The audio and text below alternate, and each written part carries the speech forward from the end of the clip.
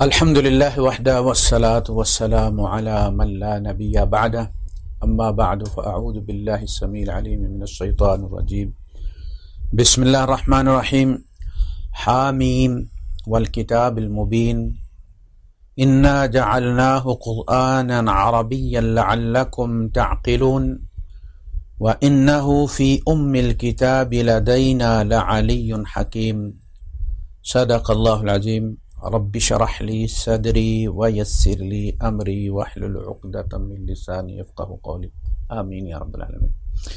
یہ سورہ الزخرف ہے، مکی صورت ہے، اور جیسا کہ آپ نے اس کے شروع میں سنا ہے کہ اس کا موضوع جو ہے وہ قرآن حکیم ہے، اس کی تعلیم ہے، اس کی دعوت ہے، اور نبی کریم صلی اللہ علیہ وسلم کی ذات پر بحیثیت رسول جو اٹھنے والے اعتراضات ہیں ان کا مختلف انبیاء کی مثالیں دے کر اس کا رد کیا گیا، اور نبی کریم صلی اللہ علیہ وسلم اور آپ پر نازل ہونے والی کتاب پر ایمان کی دعوت دی گئی ہے۔ یہ مکی صورت ہے اور اس کا موضوع قرآن حکیم اور نبی کریم صلی اللہ علیہ وسلم کی ذات اقدس ہے، اس لیے کہ ان میں سے کسی کو بھی رد کیا جائے تو وہ دوسرے کا رد ہے۔ اگر کوئی اللہ کے رسول صلی اللہ علیہ وسلم کی رسالت کا انکار کر دیتا ہے تو وہ قرآن کا انکار اس میں خود بخود شامل ہو جاتا ہے، اور اگر کوئی قرآن کا انکار کر دے تو وہ نبی کریم صلی اللہ علیہ وسلم کی دعوی رسالت کا انکار ہے۔ عام طور پہ ہمارے یہاں پہلے ایک عقیدہ بنایا جاتا ہے، اور بچپن سے اصلاً وہ ہمارے اندر موجود ہوتا ہے، ہمارے پلے سٹور میں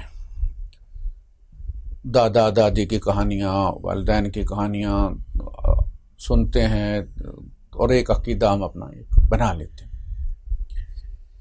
بعد میں پھر ہم اس عقیدے کے لیے جب دلائل ڈھونڈتے ہیں تو کہیں سے بھی کوئی آیت بھی ہمیں اگر نظر آتی ہے کہ یہ ہمارے اس تصور کی خدمت کر سکتی ہے تو ہم اس کو وہاں سے اٹھا لیتے ہیں، بغیر یہ دیکھے کہ وہ کس ماحول میں اور کس قسم کے لوگوں میں وہ بات کہی گئی ہے۔ یہ جو ہے یہ اصلاً خطاب ہیں اللہ پاک کے۔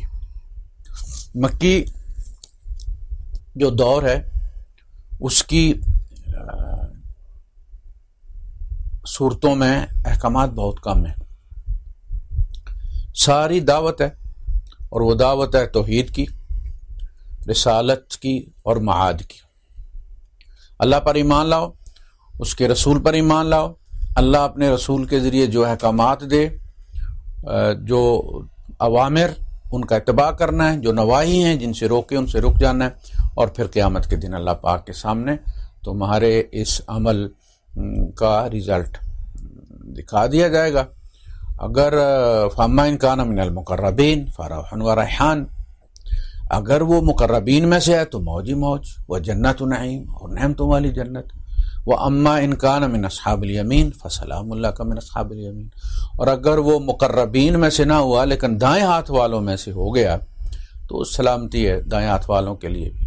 وَأَمَّا إِنْ كَانَ من المکذبین الضالین، اور اگر وہ جھٹلانے والے گمراہوں میں سے ہوا فنزل من حمیم، تو سب سے پہلی جو سرونگ ہوگی ان کے لیے بطور مہمان وہ کھولتا ہوا پانی ہوگا۔ تو بس یہ دعوت ہے، اس کے اندر مختلف طریقوں سے اللہ پاک نے اپنے وجود کے جو ہے وہ دلائل پیش کیے ہیں، اور اپنی مخلوقات کی قسمیں کھا کے ان کو بطور گواہ اصلاً پیش کیا ہے کہ دیکھو یہ گواہی دیتا ہے کہ میں ہوں، اس کا کوئی بنانے والا ہے، اور جو وہ بنانے والا ہے وہ ایکسپرٹ ہے، ایسے ہی نہیں۔ اور ایک وقت آئے گا کہ سنريهم آياتنا في الآفاق وفي أنفسهم حتى يتبين لهم أنه الحق، ہم آسمانوں میں اور زمین میں ان کی اپنی ذات کے اندر، زمین و آسمان کے علاوہ ان کی اپنی ذات کے اندر ہم ان قریب ان کو نشانیاں دکھائیں گے اور انہیں پتہ چل جائے گا کہ وہ ہے، یعنی اللہ پاک جو ہے وہ واقعتاً ہے، اور ایسا نہیں ہے بلکہ بہت ماہر ہے. یعنی آپ اندازہ کریں کہ ان اللہ کی بنائی ہوئی چیز کو ریڈ کرنے کے لیے، اس کو سرچ کرنے کے لیے جو ہیں وہ ایکسپرٹس کہلاتے ہیں، کنسلٹنٹس کہلاتے ہیں. تو خود بنانے والا کیا ہوگا. اسی طرح جو پھر وہ میں نے عرض کیا تھا کہ وہ اٹھاتے ہیں اپنا اور آیت کو اور اس کو پیش کر دیتے ہیں اپنے موقف کی تائید کے لیے. قرآن حکیم قریش کی زبان میں نازل ہوا، قریش قبیلے کی زبان میں نازل ہوا، جس کی اپنی شاخیں پھر بنو امیہ اور بنو ہاشم. یہ جو لغت بنتی ہے نا ہمارے یہاں، یہ بعد میں آپ ڈکشنری کی مدد سے دیکھ کہ عربی میں فلاں چیز کس طرح سے ہے، اس طرح سے آپ اس کو نہیں لے سکتے جب تک وہ قبیلے والے اس کو سمجھتے ہیں. یعنی ایک چیز اگر قریش کی زبان میں نازل ہو رہی ہے تو قریش اس کو بہتر سمجھتے ہیں. مثلا ایک اصطلاح ہے، میں جب سٹارٹنگ میں دورہ پڑا، مجھے مذہبی دورہ، ٹین ایجر تھا میں، تو بہت سخت طبیعت تھی. گھر والے یہاں پہ آپ کو پتہ ہے یو اے میں کوئی ٹی وی اسٹیشن، ایک اسٹیشن ہوتا تھا، اس پہ وہ جمعے کو فلم لگاتے تھے، جمعے والے دن. کبھی کبھار عمان پہ چینل کے اس کی فریکوینسی پہ کراچی سے جو ہے وہ بھی سگنل آیا کرتے تھے، کوئی خبر نامہ وغیرہ. تو میں ٹی وی کو پیچھے سے اس کے بٹن سا ہوتا تھا، اس کو مروڑ کے تو اسکرین بلینک کر دیتا تھا. اب وہ نہیں ہوتا ٹی وی میں، اس زمانے ٹی وی کے پیچھے تھی، یعنی صرف خبریں سنو، تصویر نہیں دیکھنی. تو چھوٹا بھائی جو ہے وہ نماز کے لیے میں جماعت کروا کے آیا اور دیکھا تو وہ سویا ہوا تھا، اس کو جگایا، سورج چڑھنے والا تھا. جو مجھ سے چھوٹا بھائی ہے وہ اٹھا اور اس نے وہ اپنے برش لیا اور اس پہ ٹوتھ پیسٹ لگا کے تو شروع کر دیا. اس نے کہا، میں نے جھانک کے دیکھا دروازے سے کہ اوپر سورج چڑھنے والا ہے. ایک تو یہ نواب صاحب جو ہے وہ اٹھا اس وقت ہے، اور اوپر سے اس کو فکر دانت صاف کرنے کے بعد تم نے ناشتہ کرنے جانا ہے، نماز پڑھنی ہے، تم نے پہلے وضو کر کے نماز پڑھو، اس کے بعد جب کھانا ہوگا تم نے ناشتہ تو پھر تم دانت صاف کر لینا. تو مجھے جو ہے وہ لگا کہ یہ نا ٹائم گزارنا چاہتا ہے یہ کہ اس طرح سے ٹائم ہی نماز کا نکل جائے. تو میں نے فولڈنگ چیئر پڑی ہوئی تھی سین میں نے وہ اٹھائی، اسی فولڈ پوزیشن میں، اور وہ آگے منہ کر کے لگا ہوا تھا. میں نے پیچھے سے ماری اس کے سر کو، اتنے زور کا دھماکہ، وہ اندر سے امی ابا دوڑتے آئے. تو دوسرے بھائی بہن میں کیا ہوا؟ میں نے کہا بھائی یہ اس طرح سے ہے، میں نے اس کو آ کے جگایا، سورج طلوع ہونے والا اور یہ نماز پڑھنے کی بجائے، وضو کرنے کی بجائے یہ دانت صاف کرنے لگ پڑ. تو پھر صاحب نے سمجھایا کہ اس طرح نہیں کرتے بیٹا یہ وہ. لیکن میں نے کہا جب اس گھر میں یار یہ رہے گا یا میں رہوں گا، میں اس گھر میں نہیں رہ سکتا ایسے بندے کے ساتھ کہ جسے نماز کی پرواہ نہیں. یا تو آپ اسے نکالے یا پھر میں نکل جاتا ہوں، اور میں ہی نکل جاتا ہوں. میں نے بستہ اٹھایا اپنا بسترا اور جرنیا فور سے، آج کل بنیاس کہتے ہیں اسے، 35 کلومیٹر دور ابوظہبی سے، وہاں سے میں پھر آ گیا اپنے چچا کے پاس ڈیرے میں، مدینہ زاہد. ڈیرے میں ایک مکینک ہوتا تھا، ایجڈ تھا، یعنی 50s میں ہوگا. اس کے ساتھ اس کا ایک چھوٹو بھی تھا، یعنی جو گیراج میں اس کے کام کرتا تھا وہ بھی ڈیرے میں ہی تھا. تو وہ اس کو کہتا کہ کھانا وانا کھا کے نا، تو کہتا یار میری اینک لیا، پنجابی تھا، یار وہ میری اینک لیا. تو مجھے جو بیڈ ملا تھا وہ اوپر دوسری سٹوری والا تھا. میں دیکھ رہا تھا اس کو بڑے غور سے. تو تو وہ فریج کی طرف آیا نا، تو میں نے اس کو کہا کہ انہوں نے اینک مانگی ہے. یہ فریج میں اینک کون رکھتا ہے بھائی؟ میں نے اس کہا کہ یار وہ پانی نہیں مانگ رہے، وہ اینک مانگ رہے ہیں. اس نے مجھے دیکھا، مجھے جواب نہیں دیا اس نے، کیونکہ اسے پتا تھا نیا نیا آیا ہے اور یہاں کی لغت سے اور عربی معلّہ سے جو ہے یا پنجابی معلّہ سے واقف نہیں ہے. اس نے وہ بوتل نکالی بیئر کی وہاں سے اور پکڑا دی استاد کو، اور استاد نے گٹ گٹ کر پڑھ. اچھا، میں نے اس سے پوچھا استاد سے بعد میں کہ یار یہ آپ نے اس کو اینک کیوں آپ اس کو کہتے ہیں؟ جب روز یہ تماشا شروع ہوگا نا اینک والا، تو میں نے اسے پوچھا کہ آپ اس کو اینک کیوں کہتے ہیں؟ میں پتر اے پی کے نا تے میری اکھاں کھل دیاں نے تے اس واسطے میں نو اینک کہنا وا. اب دیکھ لیں وہ کہاں اینک. اچھا، وہ اصطلاح ہم نے اٹھائی وہاں سے، اور پھر گھر آ کے جب صلح ہو گئی، ابا آئے مجھے ساتھ لے گئے، ابا امی دونوں آئے، امی گاڑی میں رہی، ابو مجھے سمجھا بجا کے لے گئے، امی لینے آئی ہے تو میں گھر چلا گیا. وہاں میں نے سنایا انہیں وہ اینک والا قصہ. اس کے بعد وہ اصطلاح پہلے ہمارے گھر میں، پھر ہمارے قریبی رشتہ داروں میں، پھر برادری میں ہی تقریباً وہ استعمال ہونا شروع ہو گئی. یعنی اگر کسی رشتے میں جانا اور بچے کی تحقیق کرنی ہے تو وہ پوچھ لیتے تھے کھلے عام، یعنی بیٹھے ہوئے بھی ہوں، اگر اس کے والدین وغیرہ بیٹھے ہوئے بھی ہوں تو بھی وہ پوچھ لیتے تھے ایک دوسرے سے کہ لڑکا اینک تو نہیں لگاتا. یا دیکھتے کہ کوئی ڈرائیور گاڑی ٹیڑھی چلا رہا ہے، ادھر ادھر گاڑی ڈول رہی ہے، تو کہتے کہ یار لگتا ہے کہ اس نے اینک لگائی ہوئی ہے. تو اب وہ اینک آپ ڈکشنری میں دیکھ کے تو اگر فیصلہ کریں گے ہمارے اس جملے کا تو کچھ نہیں ملے گا آپ کو. وہ ہم سے پوچھیں کہ وہ اینک کیا ہے. اس طرح زبانوں میں اصطلاحات بنتی اور پھر آگے استعمال ہوتی ہیں. تو یہ کتاب جو ہے یہ اللہ پاک نے اس کی قسم کھائی ہے، حامیم والکتاب المبین. یہ کتاب مبین ہے. یہ دلیل کی جو ہے وہ اس کو ضرورت نہیں ہے. جیسے اللہ پاک نے فرمایا لا ریب فیہ، اس میں کوئی شک نہیں ہے. شک کرنے والے بے شک شک کریں، لیکن شک ہے نہیں اس میں. اس کی گارنٹی نہیں ہے کہ لوگ شک نہیں کریں گے، اس کی گارنٹی ہے کہ اس میں شک ہرگز نہیں. تو یہ کتاب خود مبین ہے، واضح ہے، نہایت واضح ہے. عوام الناس کی زبان میں کلام کیا گیا ہے. اللہ پاک کلام کر رہا ہے لیکن زبان اسی قبیلے کی ہے اور سب کی سمجھ میں آنے والی ہے.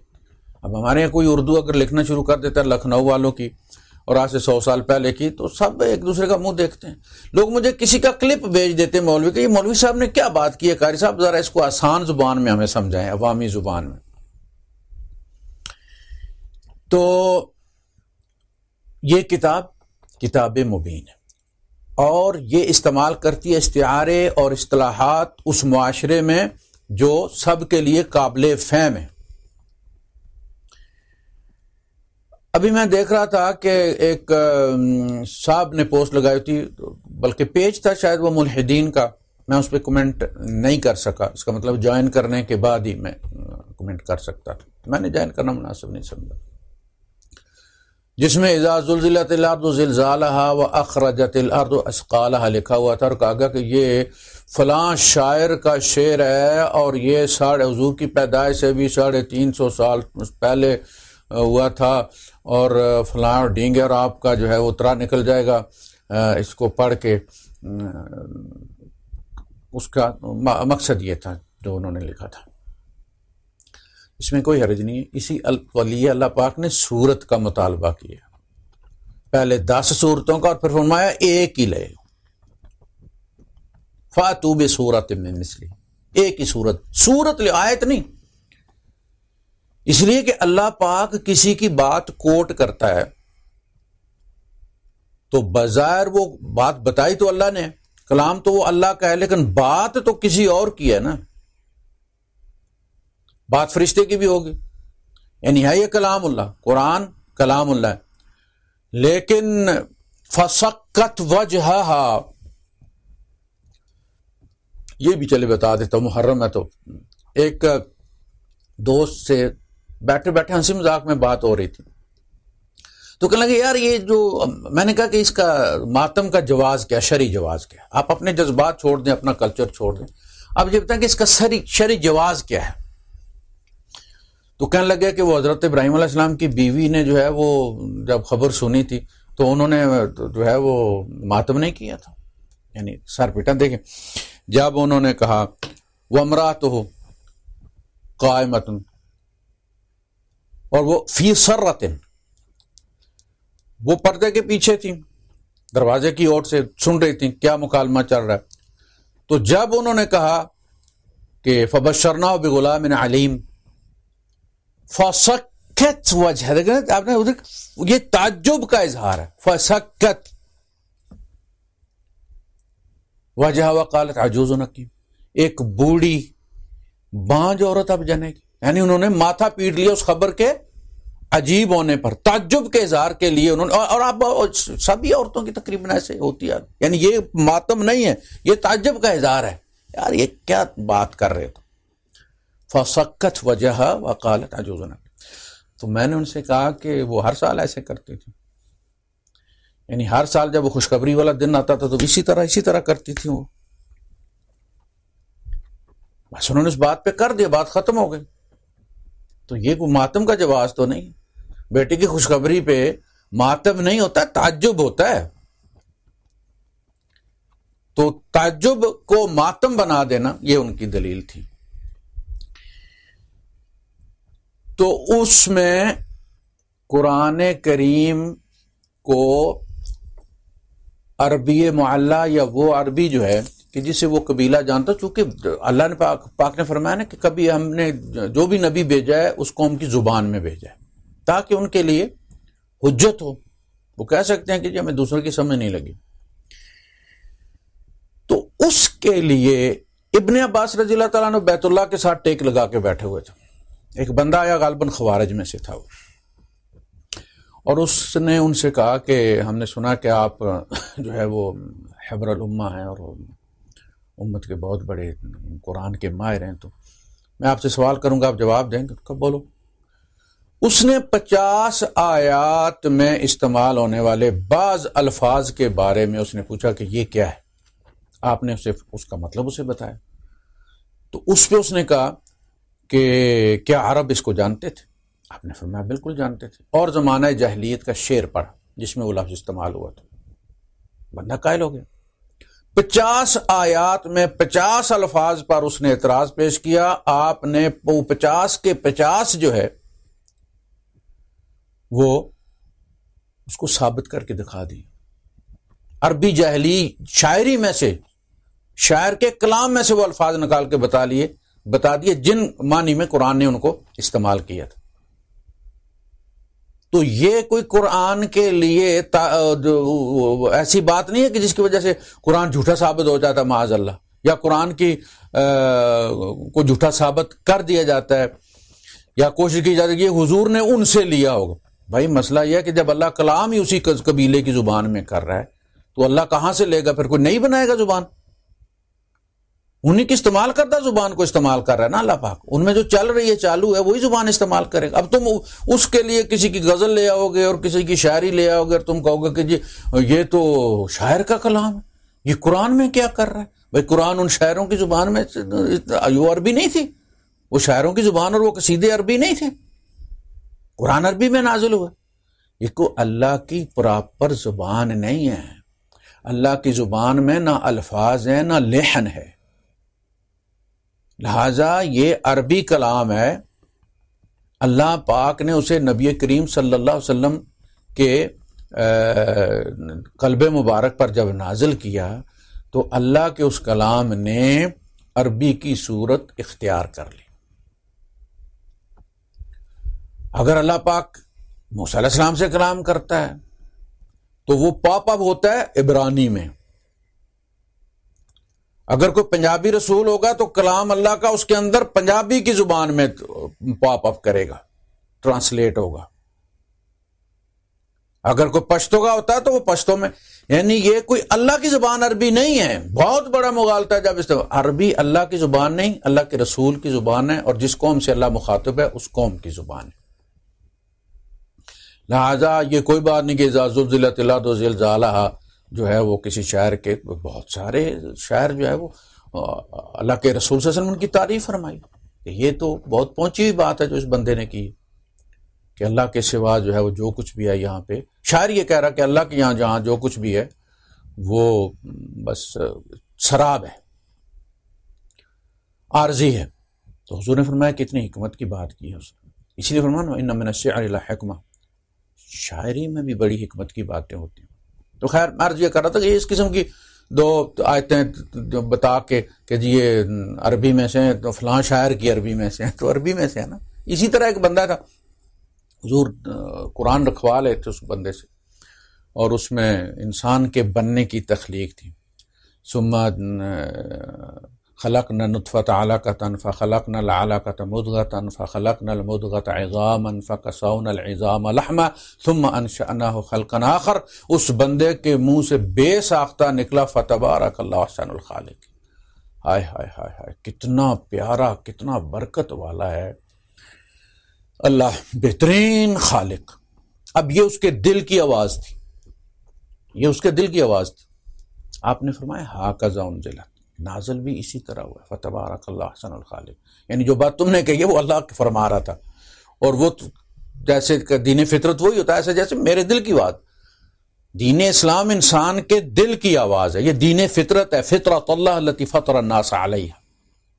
اگر کسی کی فطرت بگڑی ہوئی نہ ہو، مسخ نہ ہو، فطرت سلیمہ ہو، تو وہ کہتا ہے کہ قرآن اس کے دل کی آواز ہے، اس کی توحید اس کے دل کی آواز ہے، مجھے ایسا ہی خدا چاہیے تھا جیسا کہ اللہ خود کو بیان فرما رہا.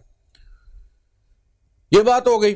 وہ بندہ جو ہے وہ بعد میں اس نے جا کے مکے میں کہا کہ وہ تو جیسا قرآن محمد پہ نازل ہوتا ہے صلی اللہ علیہ وسلم، ایسا تو میں بھی نازل، میرے اوپر بھی نازل ہوتا ہے.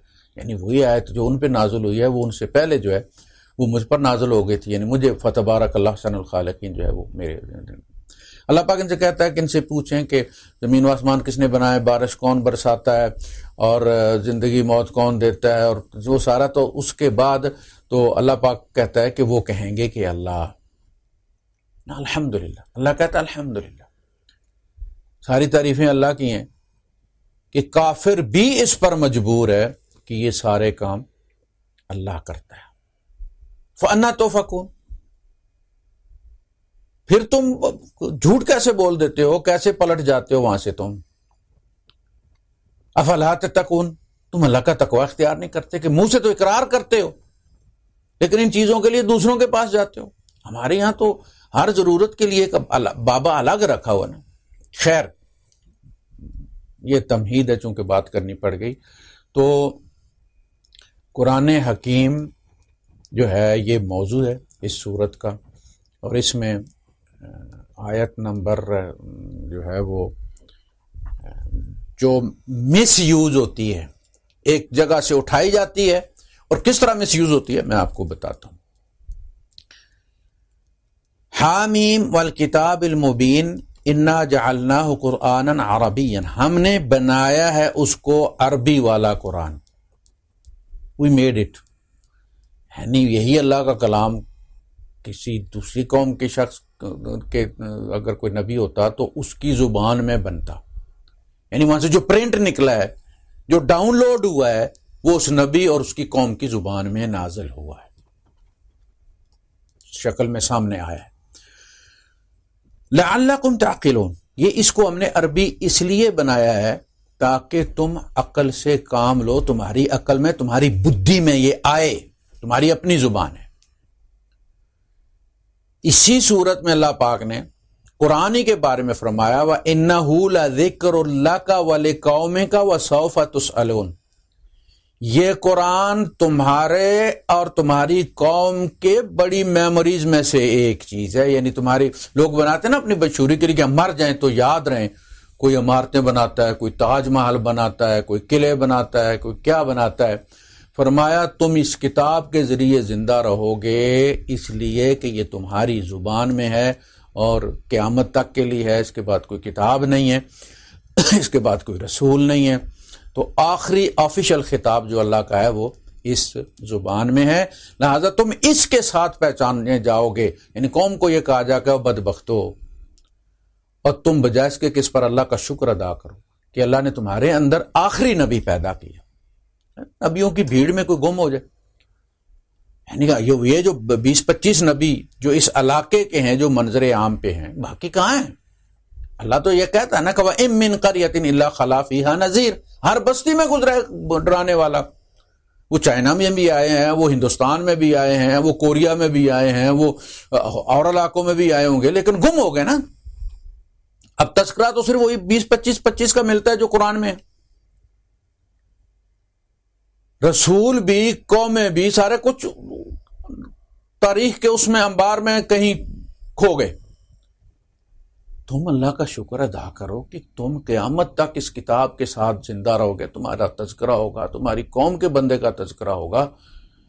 کسی قوم کے بندے کو ایوارڈ مل جائے تو وہ بڑا فخر محسوس کرتے ہیں کہ جی جہاں بھی اگرچہ ناراض ہوں اس خاندان سے جس بندے کو، ان کی قوم کے جس بندے کو ایوارڈ ملا، وہ ان کا اس کے ساتھ ناراضگی بھی ہو ان کی، لیکن قوم تو وہی ہوتی ہے نا، تو اندر فخر محسوس کرتے ہیں کہ کم از کم اس بندے کی وجہ سے ہمارا نام جو ہے وہ ریکارڈ میں شامل ہو گیا. تو ان سے کہا کہ اِنَّهُ لَذِكْرٌ لَكَ وَلِقَوْمِكَ، یہ بہت بڑی تم لوگوں کی میموری ہے، یہ تم لوگوں کی بہت بڑا تذکار ہے، ایک تمہارا اثاثہ ہے کہ تم اس کے ذریعے پہچانے جاؤ گے، اور تم اسی کا انکار کر رہے، بجائے اس کے کہ تم اللہ کا شکر ادا کرو، آگے بڑھ کو اس کو لو. وَإِنَّهُ لَذِكْرٌ لَكَ، اور اسی کو کہا گیا ہے وَإِنَّهُ لَعِلْمٌ لِلسَّاعَةِ، یہ کتاب، یہ قرآن، یہ قیامت کی نشانی ہے، اس لیے کہ اس کے بعد بس قیامت ہی ہے. اس کے بعد قیامت. جب بنیا سے ابوظہبی آتے تھے تو ایک بڑا باغ تھا، اس کے بعد پھر آگے بلڈنگیں شروع ہوتی تھی شہر کی، تو وہ آخری باغ ہوتا تھا. اس کے بعد پھر تو پتہ ہوتا تھا کہ اس کے بعد یہ ہے. تو قرآن کے بعد قیامت، محمد صلی اللہ علیہ وسلم کے بعد قیامت. کوئی نبی نہیں، کوئی خطاب نہیں، کوئی کتاب نہیں. وَإِنَّهُ لَعِلْمٌ لِلسَّاعَةِ فَلَا تَمْتَرُنَّ بِهَا، یہ قیامت کی نشانی ہے. یعنی یہ قیامت کی نشانیوں میں سے ایک نشانی ہے کہ ایک آخری نبی ہوگا اور اس کے بعد پھر قیامت ہوگی، اس کے بعد لپیٹ لیا جائے گا اس کو. یہ سائن ہے، حضور کا آخری نبوت کا اعلان کرنا سائن ہے کہ اس کے بعد بس قیامت ہے. فلا تمترون بہ، تم ان سے کیوں جھگڑتے ہو؟ یعنی اس نبی سے، اس کتاب سے تمہارا کیا جھگڑا ہے؟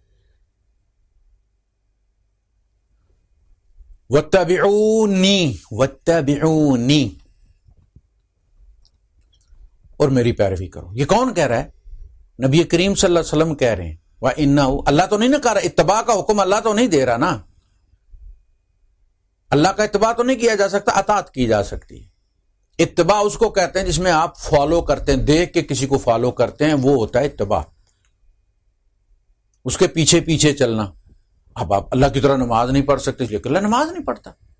آپ اللہ کی طرح روزہ نہیں رکھ سکتے، افطاری اور سحری نہیں کر سکتے، وہ تو حضور کرتے ہیں کیونکہ اللہ روزہ نہیں رکھتا. تو اس لیے اللہ کا اتباع نہیں. آیت یہ کہہ رہی ہے کہ حضور یہ کہہ رہے ہیں کہ وَإِنَّهُ لَعِلْمٌ لِلسَّاعَةِ فَلَا تَمْتَرُنَّ بِهَا وَاتَّبِعُونِ. اگر اللہ کہہ رہا ہوتا تو اللہ فرماتا ہے فَاتَّبِعُوهُ، وَاتَّبِعُوهُ، ان کی پیروی کرو. حضور کہہ رہے ہیں وَإِنَّهُ لَعِلْمٌ لِلسَّاعَةِ فَلَا تَمْتَرُنَّ بِهَا وَاتَّبِعُونِ هَذَا صِرَاطٌ مُسْتَقِيمٌ وَلَا يَصُدَّنَّكُمُ الشَّيْطَانُ إِنَّهُ لَكُمْ عَدُوٌّ مُبِينٌ. شیطان تمہیں روک نہ دے اس کتاب کو قبول کرنے سے، یہ تمہارا کھلا دشمن ہے شیطان. تو یہ اسی سورت کی آیت نمبر جو ہے وہ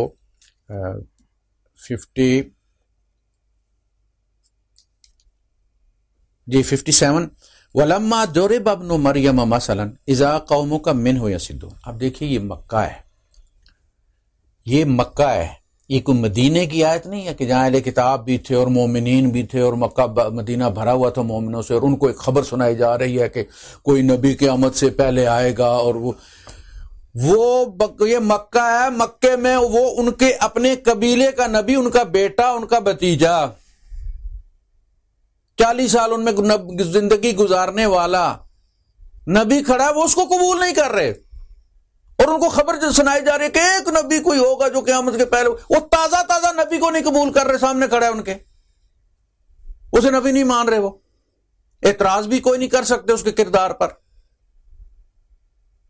کتاب بھی ان کی زبان میں کہہ نہیں سکتے کہ سمجھ نہیں لگی، وہ ان کو نبی نہیں مان رہے، کتاب اللہ کو اللہ کا کلام نہیں مان رہے، اور آپ کہتے ہیں کہ اللہ نے ان کو وہاں وہ ایک نئی سٹوری سنا دی۔ یعنی ایک بچہ کہہ رہا ہے میں چکن کھاتا ہی نہیں ہوں، یعنی ماں نے تازہ تازہ اسی وقت پکائی ہے اور اسے وہ کہہ رہی ہے کہ بیٹا کھا لو، میں نے چکن بنائی ہے تمہارے لیے، ابھی گرم کھاؤ، کہتے ہیں امی میں نے چکن کھانی نہیں، اور ماں کہتی ہے کہ اگر یہ نہیں کھاتے تو وہ مہینہ پہلے کی جو فریج میں پڑی ہوئی ہے وہ اٹھا کے لاؤ اور وہ کھا لو۔ کوئی لاجک بنتی ہے؟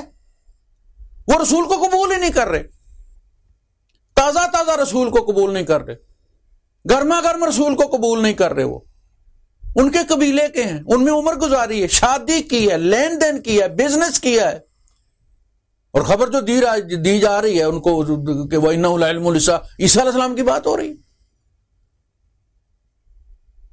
کوئی لاجک بنتی ہے کہ مکے والوں سے جو قرآن ان کو پڑھ کے سنا، جو آیت یہ ان کو پڑھ کر سنا رہے ہیں، وہ اس آیت کو اللہ کا کلام ہی نہیں سمجھ، اس نبی کو نبی نہیں سمجھتے، تو اس میں وہ کہتے ہیں چل نہیں سکتی تو دوڑا کے لے آ، سامنے اپنے اندر موجود اپنی قوم کے زبان والے نبی کو نہیں مان رہے، اور ان کو کہانی سنائی جائے گی بھائی فلاں کوئی ایک انون نبی جو ہے وہ آ کے تو واپس آئے گا، وہ اس پر پھر ایمان لاؤ، تو ان پر نہیں لاتے، تو ہوتا یہ تھا۔ اب دیکھیں سارے اعتراضات جب اس صورت، ہم انشاءاللہ میرا ارادہ یہ ہے کہ ہم درس قرآن رکھیں گے اس سورہ شورا، زخرف اور الدخان اور پھر الجاثیہ، یہ صورتیں تقریباً ایک ہی جیسے مضامین پر مشتمل ہیں لیکن بڑی جامع صورتیں، اور انشاءاللہ ہم ان کے دروس کا آیت تو آیت جو ہے وہ مطالعہ کریں گے، لیکن میں یہ اس طرح بتا رہا ہوں ابھی کیونکہ ہمارا موضوع یہ ہے کہ حضور کی ذات پر جو اعتراضات ہیں وہ اعتراضات اللہ نے پیش کیے کہ یہ تو موسیٰ علیہ السلام پر بھی ہوا تھا، جب انہوں نے کہا کہ لولا نزل ھذا القرآن علی رجل من القریتین عظیم، اسی پارے میں 25ویں میں دوسری صورت میں، کہ اللہ پاک نے ان دو بستیوں یعنی مکے اور طائف کی بستیوں میں سے کسی عظیم آدمی پر کیوں نہیں قرآن نازل کیا؟ تو اس کا جواب یہ دیا کہ یہ بات تو فرعون نے بھی کہی تھی، وَنَادَى فِرْعَوْنُ فِي قَوْمِهِ قَالَ يَا قَوْمِ أَلَيْسَ لِي مُلْكُ مِصْرَ وَهَٰذِهِ الْأَنْهَارُ تَجْرِي مِن تَحْتِي أَفَلَا تُبْصِرُونَ، اور جب پکارا فرعون نے اپنی قوم میں، کہنے لگا اے میری قوم کیا تم جانتے نہیں ہو کہ یہ ملک مصر میرا ہے اور جو اس کے جو نہریں اس کی وہ میرے نیچے بہتی یعنی میرے حکم کے تابع ہیں، أَفَلَا تُبْصِرُونَ کیا تم دیکھتے نہیں؟ أَمْ أَنَا خَيْرٌ مِّنْ هَٰذَا الَّذِي هُوَ مَهِينٌ، nothing، میں بہتر ہوں جس کے پاس یہ ملک ہے، یہ نہر ہے اس کے قبضے میں، یا وہ جس کے پاس سوائے ڈنڈے کے کچھ بھی نہیں، ایک ڈنڈا لیا اور آگے اور کہتے ہیں میں اللہ کا رسول، ولا یکاد یبین، اور کھل کے بات بھی نہیں کر سکتے، فلولا القی علیہ اسورۃ من ذہب، اگر یہ اللہ کا سفیر تھا تو اس پہ کتاب سے پہلے سونے کے کنگن نازل ہونے چاہیے تھے، پہن کے آتے، کوئی دبدبا پڑتا، کون ہے الیکٹیبل، میں ہوں یا یہ بات تو وہی ہے نا کہ دیکھا یہ جاتا ہے، یعنی لاجیکلی جو بات وہ کہہ رہا ہے فرعون اور جو مکے والے کہہ رہے تھے وہی آج ہم بھی کہتے ہیں، ہمارے پرائم منسٹر بھی یہی بات کہتے ہیں کہ الیکٹیبل تو مجبوری ہے نا جی، ہم نے پھر یہ نہیں دیکھنا کہ ایماندار کون اور بے ایمان کون، ہم نے دیکھنا ہے کہ جیت کون سکتا ہے۔ ہم بھی یہ کہتے ہیں کہ یار اگر وہ قبیلے کے سردار پر نازل ہو جاتا اور قبیلہ سارا مسلمان ہو جاتا، ایسا ہوا نا اسلامی تاریخ میں کہ قبیلے کا سردار مسلمان ہوا اور اس کے پیچھے اس کی پوری قوم ہی، پورا قبیلہ ہی اس کا مسلمان ہو گیا، تو یہ بات تو بظاہر لاجک کی کر رہے ہیں نا مکے والے کہ یار اگر کسی سردار پر نازل ہو جاتا، اللہ اس کو رسول چن لیتا تو کیا جاتا اللہ کا، ایک دم ہی پورے کا پورا شہر مسلمان ہو جاتا۔ یہ وہ تجویز دے رہے ہیں اللہ کو۔ اللہ پاک نے فرمایا اَهُمْ يَقْسِمُونَ رَحْمَتَ رَبِّكَ، کیا یہ تیرے رب کی رحمت تقسیم کرتے ہیں کہ لاجک بتا رہے ہیں کہ بھائی کس کو دینی چاہیے تھی کس کو نہیں دینی چاہیے تھی؟ نحن قسمنا بینہم معیشتہم فی الحیات الدنیا، ہم نے دنیا کی زندگی کی معیشت جیسی معمولی چیز بھی ہم نے ان میں تقسیم کی ہے، اور یہ کہتے ہیں کہ رسالت جو ہے ان کے مشورے سے تقسیم کی، میں نے ان کی معیشت میں ان کا مشورہ نہیں لیا۔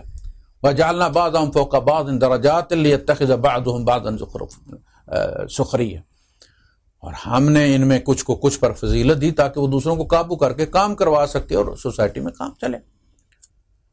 کچھ غریب ہوتے ہیں جو جن کے بچے پنکچر لگاتے ہیں، اس میں بڑے بڑے دانشور بھی جو چائلڈ لیبر کے بھی خلاف ہوتے ہیں اور فلاں فلاں کے بھی خلاف ہوتے ہیں، پنکچر اسی سے لگواتے ہیں، باتیں کر رہے ہوتے ہیں بیٹھے، دیکھو یار یہ بچہ اس کے پڑھنے کی عمر ہے تو اس بچے کو تم اڈاپٹ کر لو نا، پڑھاؤ اسکول میں، بات کرنے کی پھر کیا بات ہے۔ کچھ لوگ ہوتے ہیں جن کے بچے یہ کام کرتے ہیں تو گھر کی روٹی چلتی ہے، یہ معیشت ہے۔ درزی نہیں بننا چاہتا، بابو بننا چاہتا ہے وہ بھی، سیکرٹری بننا چاہتا ہے وہ بھی، تحصیلدار بننا چاہتا ہے وہ بھی، لیکن مجبور ہے۔ اللہ کی تقسیم ہے کہ اسے درزی بننا پڑا ہے، اللہ کی تقسیم ہے کہ اسے موچی بننا، یہ آپ کی جینین ضرورتیں نہیں ہیں، جوتے آپ نے خود گانٹنے۔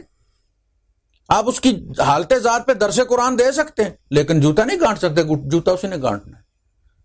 وہ جو تندور پہ روٹیاں پکاتا ہے اس کی ماں نے اس کو آگ کے لیے جنا تھا، کس نے بٹھایا وہ اس کو گھر؟ وہ معیشت نے۔ ہم روٹی لینے جاتے ہیں تو گاڑی میں جا کے بیٹھتے ہیں اتنی دیر میں جتنی دیر میں وہ پکتی، پسینہ پسینہ ہو جاتے ہیں، اور وہ اس آگ پہ بیٹھا اور خوش ہے کہ گاہکوں کی لائن لگی ہوئی۔ عید والے دن کھڑکی توڑ افتا ہوتا ہے۔ میں نے اسے کہا کہ یار تم جو ہے وہ اتنی لمبی لائن لگی ہوتی ہے، آفس میں اے سی میں بیٹھا ہوتا ہے بندہ اور باہر لائن ہونا، تو وہ کہتا ہے یار ادھر جا کے مرو، وہ دوسری کھڑکی میں تمہیں نظر نہیں آتا، میں ہی نظر آیا ہوں، میرے سامنے لائن لگا کے سارے کھڑے ہو۔ اے سی میں بیٹھا وہ غصہ کر جاتا ہے۔ تو میں نے اسے کہا یار اتنی لمبی لائن لگی ہوتی ہے تمہیں غصہ نہیں آتا کہ یار اب اگلی روٹیاں نکلی نہیں اور لائن؟ کہتا ہے قاری صاحب یہ تمہاری روزی ہے نا، ہم کو تو خوشی ہوتی ہے، آگ پہ خوشی ہوتی ہے اسے، یہ معیشت ہے ان کی۔ اس کے بغیر آپ بابو ہو سکتے ہیں لیکن آپ روٹی نہیں پکا سکتے، تندور پہ آپ نہیں بیٹھ، تندور کے لیے تندور والا ہی اللہ پاک نے یہ معیشت تقسیم کے لیتخذ بعضهم بعضا وہ خوشی سے نہیں بیٹھا، مجبوری نے بٹھا رکھا ہے۔ تو یہ چونکہ نظام چلانا تھا اللہ نے، لہٰذا وہ آئیڈیل باتیں کہ سب ایک جیسے ہیں، وہ روس میں ایک جیسے آپ نے کر کے دیکھ لیں، 90 سال ایڑیاں رگڑنے کے بعد سب کچھ تتر بتر ہو گیا، ایک جیسا ہو نہیں سکتا معاشرہ کا۔ آپ اپنا ایک بیٹا بٹھائیں نا جوتے گانٹنے پر، دوسرا آپ بٹھائیں تندور پر روٹیاں پکانے پر، تیسرا مکینک بنائیں گاڑیاں ٹھیک کرنے پر، یہ ضرورتیں نہیں ہیں، چوتھے کو ڈاکٹر بھی بنا لیں۔ آپ نہیں بناتے نا، آپ رب پھر بناتا، چونکہ رب کو یہ نظام چلانا ہے، گاڑیاں بھی ٹھیک ہونی ہیں، روٹیاں بھی پکنی ہیں، جوتے بھی گانٹے جانے۔ تو ان سب کا جواب دیتے ہوئے اب بات آئی عیسیٰ علیہ السلام کی۔ جب عیسیٰ علیہ السلام کا حضور ذکر کرتے تو وہ ٹھٹھا کرتے تھے مکے والے کہ آپ نوح علیہ السلام کا بت جو ہے، ابراہیم علیہ السلام کا بت ہے، اسماعیل علیہ السلام کا بت ہے، ان کا تو آپ مذاق اڑاتے ہیں، ان کو تو آپ بے بس ثابت کرتے ہیں، ان کی تو آپ مذمت کرتے ہیں، اور عیسیٰ علیہ السلام کو آپ لے آئے ان کی آپ تعریف کرتے ہیں۔ وہ بت کس کے تھے؟ نبیوں کے تھے نا۔ وَلَمَّا ضُرِبَ ابْنُ مَرْيَمَ مَثَلًا إِذَا قَوْمُكَ مِنْهُ يَصِدُّونَ وَقَالُوا أَآلِهَتُنَا خَيْرٌ أَمْ هُوَ، تو انہوں نے کہا کہ یہ ہمارے آلیہ یعنی حضرت نوح علیہ السلام، حضرت ابراہیم علیہ السلام، حضرت اسماعیل علیہ السلام، یہ بہتر ہیں یا عیسیٰ؟ تو ظاہر ہے عیسیٰ علیہ السلام ان کی اولاد میں سے، ابراہیم علیہ السلام کی اولاد میں سے، تو پھر بہتر تو ابراہیم علیہ السلام ہے نا۔ لیکن ابراہیم علیہ السلام کا تو یعنی چونکہ الہ بنا رکھا تھا نا عیسائیوں نے، تو وہ کہتے تھے کہ عیسیٰ کی مذمت کیوں نہیں کرتے، ان کی مذمت کرتے ہو، اس کو بھی تو الہ ہی مانا گیا ہے نا، تو تم عیسیٰ کی مذمت کیوں نہیں کرتے؟ ہمارے الہوں کے بارے میں کہتے ہیں ان کے ہاتھ میں کچھ نہیں ہے، فلاں کچھ نہیں ہے، یہ ایسا ہے، بے بس ہے، مکے یہ ساری چیزیں، تو ان کی کیوں نہیں کرتے؟ وَقَالُوا أَآلِهَتُنَا خَيْرٌ أَمْ هُوَ، اور کہتے ہیں کہ کیا ہمارے آلہہ بہتر ہیں یا وہ؟ ما ضربوہ لک الا جدلا، وہ صرف لڑائی کے لیے اس کی مثال لے کر آتے ہیں، یعنی مجادلہ کرنا ہے نا تاکہ بات کو گمایا جا سکے۔ بل ہم قوم خصمون، اصل میں یہ ہیں ہی ضدی قوم ہے، سٹبرن قوم ہے۔ ان ہوا الا عبد انعمنا علیہ، وہ خدا نہیں، وہ ہمارا غلام ہے، ہم نے انعام کیا اس پر۔ وجعلناہ مثلا لبنی اسرائیل، اور ان کو بنی اسرائیل کے لیے ایک مثال بنا دیا، یعنی ایک ایگزامپل سیٹ کر دی ان کی پیدائش کے ذریعے۔ اور پیدائش کوئی اوپری ہونے سے کوئی اعلیٰ نہیں ہو جاتا، صرف پیدائش کی وجہ سے کوئی خدا نہیں بن جاتا۔ وَلَوْ نَشَاءُ لَجَعَلْنَا مِنْكُمْ مَلَائِكَةً فِي الْأَرْضِ يَخْلُفُونَ، اور اگر ہم چاہیں تو تم میں سے ہم فرشتے پیدا کر دیں، بندے کے گھر فرشتہ پیدا ہو جائے، یا آسمان سے تمہارے بعد تمہیں لے جائیں اور فرشتوں کو لے آئیں، ان کو تمہارا خلیفہ بنائیں، یا تمہاری اولاد میں سے، ظاہر ہے ماں باپ پھر مر جاتے ہیں، اولاد ہی ٹیک اوور کرتی۔ وَلَوْ نَشَاءُ لَجَعَلْنَا مِنْكُمْ مَلَائِكَةً فِي الْأَرْضِ يَخْلُفُونَ۔ اب بات پھر گما کر، یہ ساری بات کرنے کے بعد، ان کے اعتراض کا جواب دینے کے بعد، پھر بات قرآن کے درمیان میں جملہ معترضہ کے طور پھر آئی ہے۔ وَإِنَّهُ لَعِلْمٌ لِلسَّاعَةِ، اور یہ کتاب اللہ جو ہے، وَإِنَّهُ لَذِكْرٌ لَكَ وَلِقَوْمِكَ، یہ والی انَّهُ، اس ہو کی ضمیر اسی قرآن کی طرف ہے جس کی قسم اللہ نے کھا کر سورت شروع کی ہے۔ وَإِنَّهُ لَعِلْمٌ لِلسَّاعَةِ فَلَا تَمْتَرُنَّ بِهَا، اور یہ قیامت کی نشانیوں میں سے یہ نشانی ہے کہ اس کتاب کے بعد کوئی کتاب نہیں ہے، اس نبی کے بعد کوئی نبی نہیں۔ فَلَا تَمْتَرُنَّ بِهَا، اس کے بارے میں، بِهَا عیسیٰ علیہ السلام کا ذکر ہونا بہی ہوتا، فَلَا تَمْتَرُنَّ بِهِ، اس کے معاملے میں مت جھگڑو، بہا اس کتاب کے معاملے میں مت جھگڑو، اس کو قبول کرو، واتبعونی، اور مجھے فالو کرو، ھذا صراط مستقیم، یہ سیدھا رستہ۔ اب یہ ان کو عیسیٰ علیہ السلام والی بات روک کے کتاب اللہ کی طرف دعوت دی گئی ہے۔ پھر جب عیسیٰ علیہ السلام کا ذکر نئے سرے سے شروع کیا تو فرمایا وَلَمَّا جَاءَ عِیسیٰ بِالْبَيِّنَاتِ قَالَ قَدْ جِئْتُکُم بِالْحِکْمَةِ، یعنی یہ کہا گیا، اب پھر دلیل دی جا رہی ہے کہ عیسیٰ علیہ السلام نے دعوت خدائی کی نہیں دی تھی کہ میں الہ ہوں یا الہ کا بیٹا ہوں یا سیمی گاڈ ہوں، انہوں نے کیا کہا تھا؟ اور جب آئی عیسیٰ بینات کے ساتھ تو کہا قد جئتکم بالحکمہ، میں حکمت کے ساتھ تمہارے پاس آیا ہوں، ولأبین لکم، اور تاکہ میں کھول کے بیان کروں تمہارے لیے بعض الذی تختلفون فیہ، ان چیزوں کے بارے میں جن میں تم اختلاف کرتے ہو، ان کا تبیان کروں، واضح کروں ان کو۔ فاتقوا اللہ واطیعون، سو اللہ کا تقوی اختیار کرو اور میری اطاعت کرو۔ ان اللہ ہوا ربی و ربکم، میرا جو بے شک اللہ ہو وہ، یعنی پھر یہ ان اللہ ربی و ربکم، ان اللہ ہوا ربی و ربکم، یعنی کہ ابی و ربکم، میرا باپ ہے تمہارا رب ہے، ربی و ربکم، میرا اور تمہارا رشتہ اس کے ساتھ ایک جیسا ہے،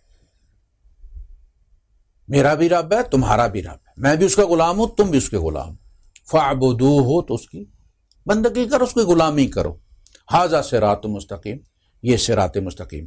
پیچھے جو نبی کریم صلی اللہ علیہ وسلم سے کہلوایا گیا وَإِنَّهُ لَعِلْمٌ لِلسَّاعَةِ فَلَا تَمْتَرُنَّ بِهَا وَاتَّبِعُونِ ھذا صراط مستقیم، آج صراط مستقیم یہ ہے کہ محمد رسول اللہ صلی اللہ علیہ وسلم کا اتباع کرو اور اس کتاب کے بارے میں مت جھگڑو، اس کو قبول کرو۔ اور عیسیٰ علیہ السلام نے بھی اپنی قوم کو یہی دعوت دی تھی کہ فَاعْبُدُوهُ ھذا صراط مستقیم۔